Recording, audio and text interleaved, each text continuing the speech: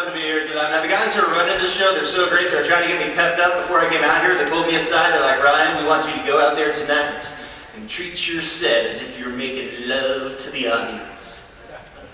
I looked at him and I said, I don't think that's a good idea. I don't know if you're aware of this, but I'm supposed to perform for like 30 minutes.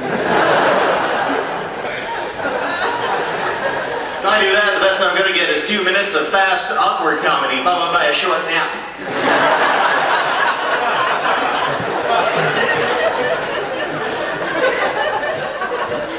It was great. I flew into town today. I'm really happy I got to fly. I just finished this really long road trip with another comic friend of mine, and I was hoping that my comic friend would help me split up the drive a little bit, but he insisted that I drive the entire trip.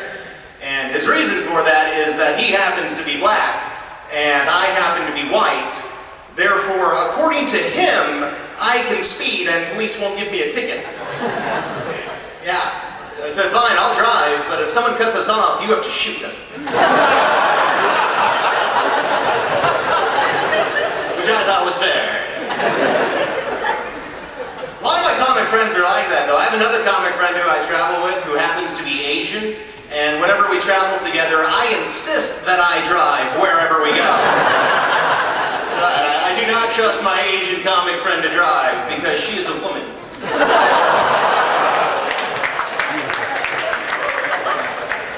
Some of you shut up on that one, huh? You know who really doesn't like that joke? Hypocrites.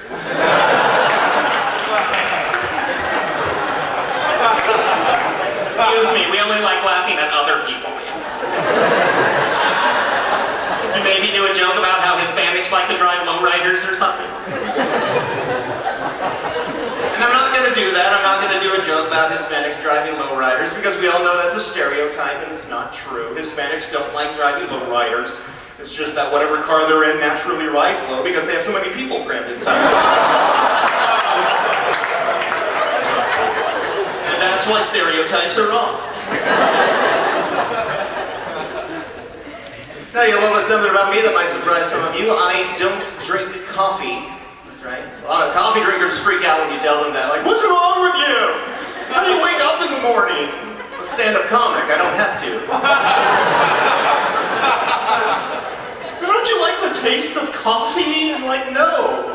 I don't think a lot of people who drink coffee like the taste of coffee. I've seen you people in Starbucks. Yeah, I'd like a cup of coffee, but can you fill only half of the cup with coffee? I want to fill the rest with cream, milk, sugar, whipped cream, and chocolate syrup.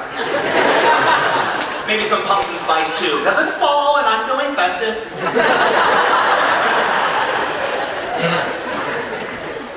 I don't really have any addictions. I don't smoke. I do like to make fun of people who smoke, though. Mostly because if they get mad at me, I can run away and they can only chase me for like 50 feet. Never understood the arguments people have for why they smoke, though. Well, Ryan, smoking is really good right after sex. Well, that's when I'm asleep. Yeah, but Ryan, smoking will help you lose weight. Maybe, but aren't there healthier, less disgusting ways to lose weight? Like a tapeworm?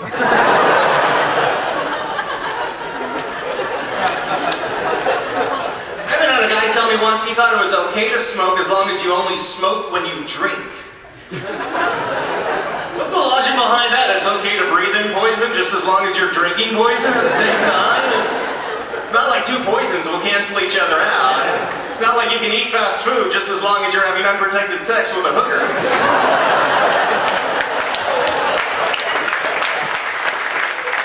Trans fat does not cancel out a transsexual. No.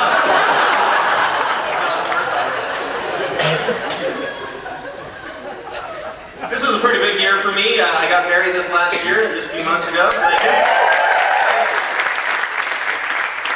Really excited about being married because that means I don't have to answer wedding questions anymore.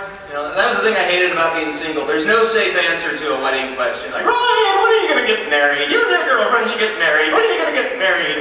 I don't know, Mom, when the birth control fails and we have to. Could be any day now. You know what it's like when you're living in sin.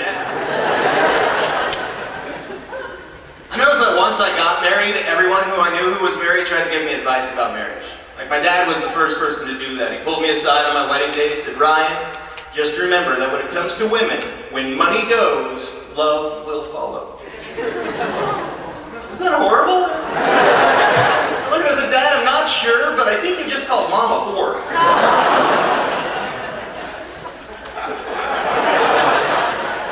Thanks for laughing at that, yeah. I had another friend tell me you have to compliment your wife every single day because women have low self-esteem. And I don't think that's true, though. I don't think women have lower self-esteem than men do. I think we men just have lower expectations for ourselves. Let's face it, a man can have a fat beer belly, a balding head, a hairy, pimply ass, and he can still stand in front of a mirror naked and say to himself, I look good.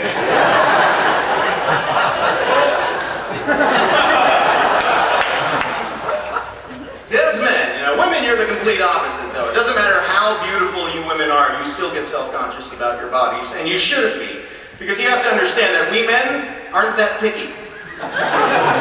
We're not really, ladies. If you're willing to let a man see you naked, odds are we'll go out with you. I think I speak for most of the men here tonight, okay? Don't know why you women are self-conscious about your bodies. I don't want to take off my shirt. I have small breasts. Well, guess what? I still want to see them. And I don't care if you're an A cup. Hell, I don't care if you're a lowercase A cup. You could have a nipple that's an innie. It wouldn't matter to me. In fact, if you have a nipple that's an innie, I kind of want to see it even more.